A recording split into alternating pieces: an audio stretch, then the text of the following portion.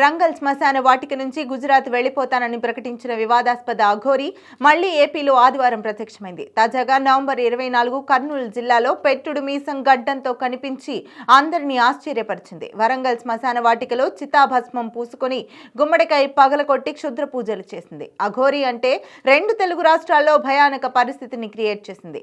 సికింద్రాబాద్ ముత్యాలమ్మ గుడిలో నాగసాధుగా పరిచయమైన transgender Srinivas alias Pinky తనకు తాను అఘోరిగా ప్రకటించుకుంది. తాను కేదార్నాథ్ వెళ్లి గురువు ఆశీర్వాదం తీసుకుంటానని చెప్పి తిరిగి తెలంగాణలో ఎంటర్ అయింది. తన కారులో పెట్రోల్ క్యాన్ కనిపించడంతో అఘోరి ఆత్మార్పణం చేసుకుంటుందేమోనన్న భయంతో సిద్దిపేట పోలీసులు అదుపులోకి తీసుకుని అఘోరి స్వస్థలమైన మంచిర్యాలలో వదిలేశారు.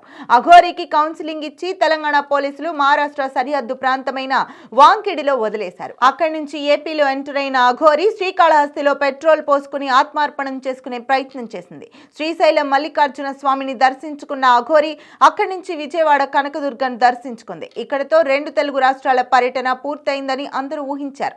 అనూహ్యంగా మంగళగిరి రోడ్డులో కనిపించి నానా రచ్చ చేసింది. ఏపీ పోలీసుల మీద భౌతిక దాడి చేసి అరెస్ట్ అయింది. వ్యక్తిగత బెయిల్ మీద ఏపీ పోలీసులు వదిలేయడంతో అఘోరి మళ్లీ తెలంగాణలో ఎంటర్ అయింది.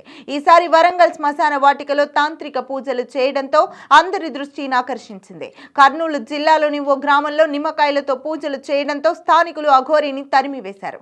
ఇన్ని రోజులు తాను అమ్మవారి అవతారం అని చెప్పి సడన్ గా గడ్డం మీసంతో కనిపించడంతో స్థానికుల ఆగ్రహానికి గురైంది.